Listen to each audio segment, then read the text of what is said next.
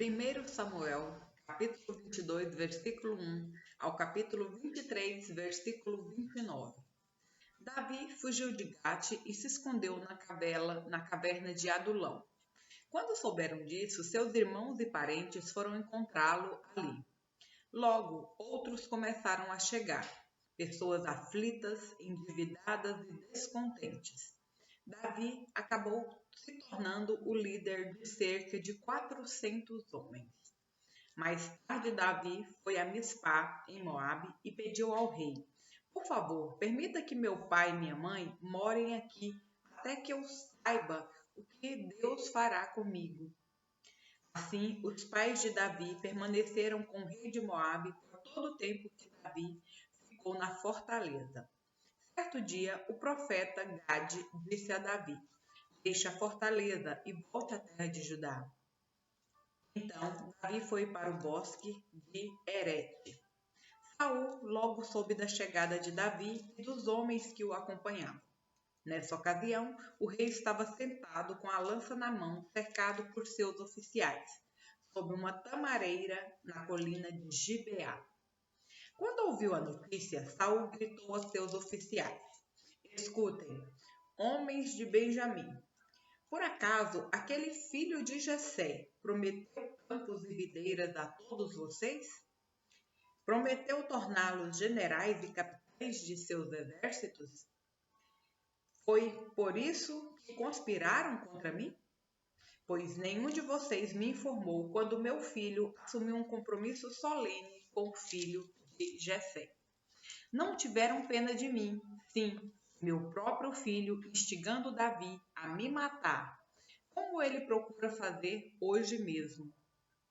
Então, Doeg, o edomita, que estava ali com os oficiais de Saul, disse: quando estava em Nobe, viu o filho de Jessé falar com o sacerdote Aimeleque, filho de Aitube. Aimeleque consultou o Senhor em favor dele. Depois deu-lhe alimento e a espada de Golias, o filisteu. Então o rei Saul mandou chamar Aimeleque e toda a sua família, que serviam como sacerdotes em Nobe, e todos vieram até o rei. Quando chegaram, Saul gritou: escute, filho de Aitube. Sim, meu senhor, respondeu Aimeleque. Por que você e o filho de Jessé conspiraram contra mim? Perguntou Saul. Por que você lhe deu alimento e uma espada? Por que consultou Deus em favor dele? Por que o instigou a me matar, como ele procura fazer hoje mesmo? Aimeleque respondeu: ó rei, não existe entre todos os seus servos alguém tão fiel quanto Davi, seu genro. Ele é capitão de sua guarda pessoal e membro muito honrado de sua casa. Com certeza, essa não foi a primeira vez que consultei a Deus em favor dele. Que o rei não me acuse nessa questão, nem a minha família, pois eu não sabia de conspiração alguma contra o Senhor. O rei, porém, disse: certamente você será morto junto com toda a família de seu pai. Então ordenou à guarda pessoal: matem estes sacerdotes do Senhor, pois eles estão aliados de Davi e conspiraram com ele. Sabiam que eles estavam fugindo de mim, mas não me avisaram. Contudo, os homens de Saul se recusaram a matar os sacerdotes do Senhor. Então o rei disse a Doeg: mate-os você. E naquele dia Doeg, o edomita, os atacou e, ao todo, matou 85 sacerdotes, ainda vestidos com suas túnicas sacerdotais de linho. Depois foi a Nobe, a cidade dos sacerdotes, e matou as famílias deles, homens, mulheres, crianças e recém-nascidos, além de todo o gado, jumentos e ovelhas. Somente Abiatar, um dos filhos de Aimeleque, filho de Aitube, escapou e fugiu para juntar-se a Davi. Quando contou a Davi que Saul havia matado os sacerdotes do Senhor, Davi exclamou: eu sabia.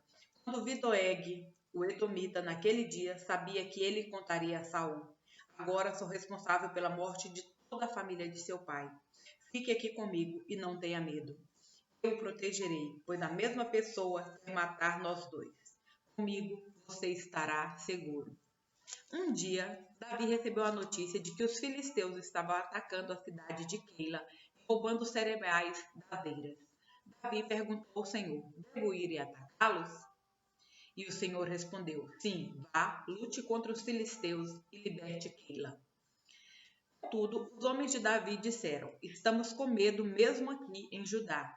Imagine como seria em Keila para lutar contra os exércitos filisteus. Davi consultou o Senhor novamente, e mais uma vez o Senhor respondeu: vá, Keila, pois eu entregarei os filisteus em suas mãos. Então Davi e seus homens foram a Keila, massacraram os filisteus, tomaram todos os seus rebanhos e libertaram o povo daquela cidade. Quando Abiatar, filho de Aimeleque, fugiu para juntar-se a Davi em Keila, trouxe consigo o colete sacerdotal. Saul soube que Davi estava em Keila. Agora ele não tem como escapar de nós. Exclamou: o Deus o entregou em minhas mãos, pois ele se enfiou numa cidade com portões e trancas. Saul reuniu todo o exército para marchar até Keila e cercar Davi e seus homens. Contudo, Davi soube do plano de Saul e pediu a Abiatar, o sacerdote: traga o colete sacerdotal. Então Davi orou: ó Senhor Deus de Israel, ouvi que Saul planeja vir e destruir Keila, porque estou aqui. Será que os líderes de Keila vão me trair e me entregar a ele? Ou Saul virá de fato conforme ouvi? Ó Senhor Deus de Israel, por favor, responde. E o Senhor respondeu: ele virá.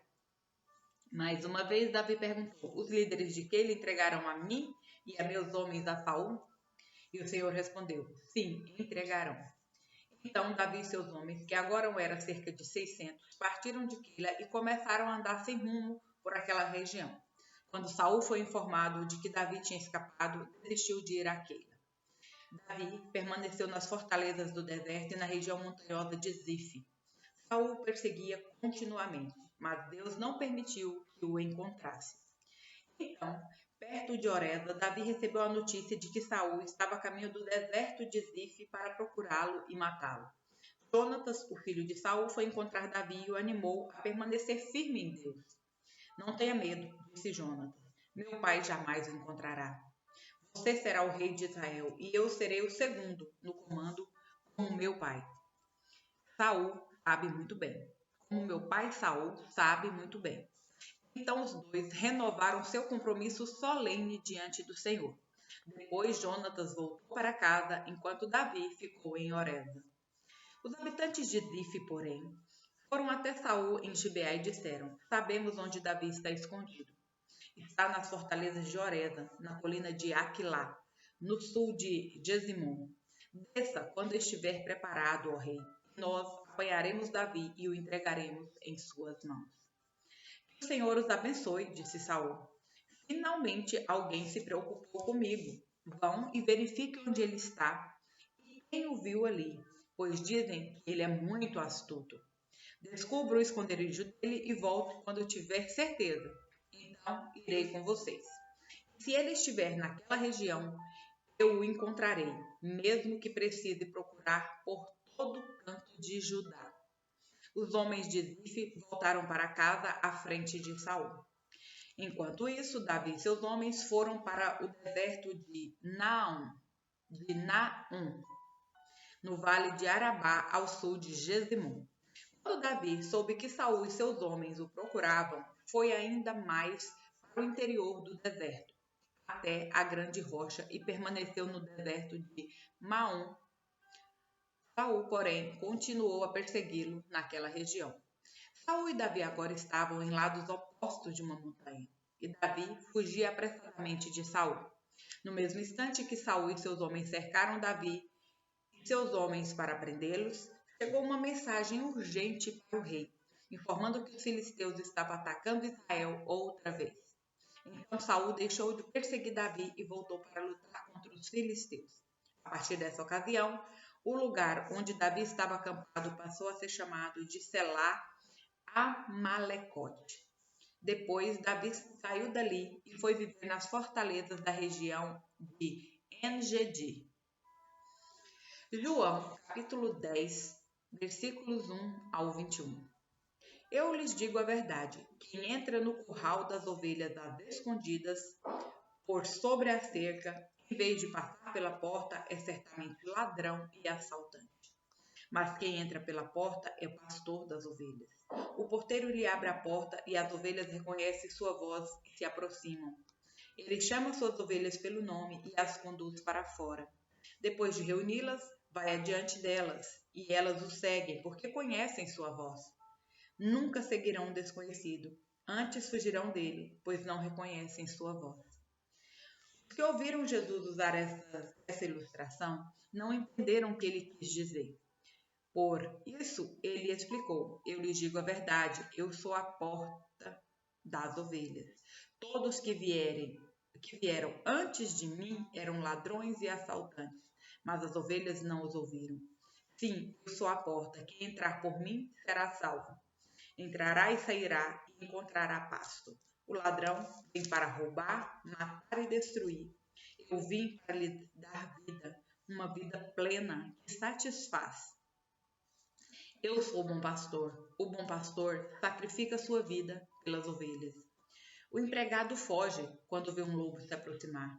Abandona as ovelhas porque elas não lhe pertencem e ele não é seu pastor. Então o lobo as ataca e dispersa o rebanho. O empregado foge porque trabalha apenas por dinheiro e não se porta de fato com as ovelhas. Eu sou o bom pastor, conheço as minhas ovelhas e elas me conhecem. Assim como o Pai me conhece, eu conheço e eu o conheço. Eu sacrifico minha vida pelas ovelhas. Tenho outras ovelhas que não estão neste curral. Devo trazê-las também. Elas ouvirão minha voz. E haverá um só rebanho e um só pastor. O Pai me ama, pois sacrifico minha vida para tomá-la de volta. Ninguém a tira de mim, mas eu mesmo a dou.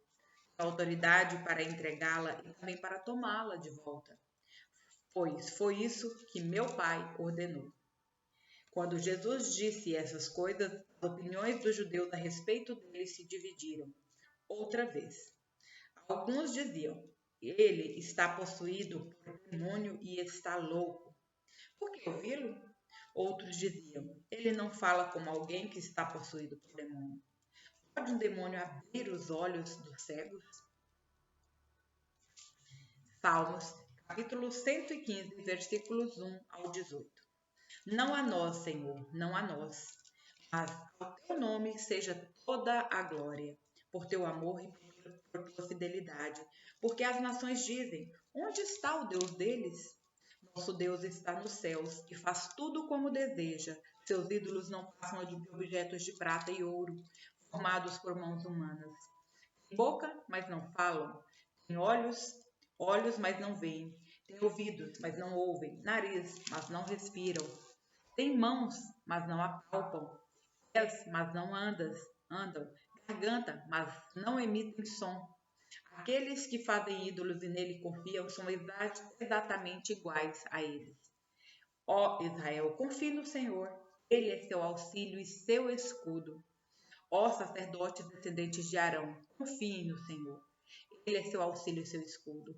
Todos vocês que temem o Senhor, confiem nele. Ele é seu auxílio e seu escudo. O Senhor se lembra de nós e nos abençoará. Sim, abençoará o povo de Israel, os sacerdotes descendentes de Arão. Abençoará os que temem o Senhor, tanto os grandes como os pequenos. Que o Senhor multiplique bênçãos para que vocês e seus filhos sejam abençoados pelo Senhor, que fez os céus e a terra. Os céus pertencem ao Senhor, mas ele deu a terra à humanidade. Os mortos não cantam louvores ao Senhor, pois desceram ao silêncio da sepultura. Nós, porém, louvaremos o Senhor agora e para sempre. Louvado seja o Senhor.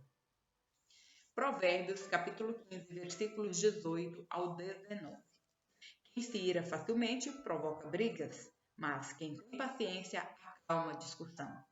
O caminho do preguiçoso é bloqueado por espinhos, mas o caminho do justo é uma estrada aberta.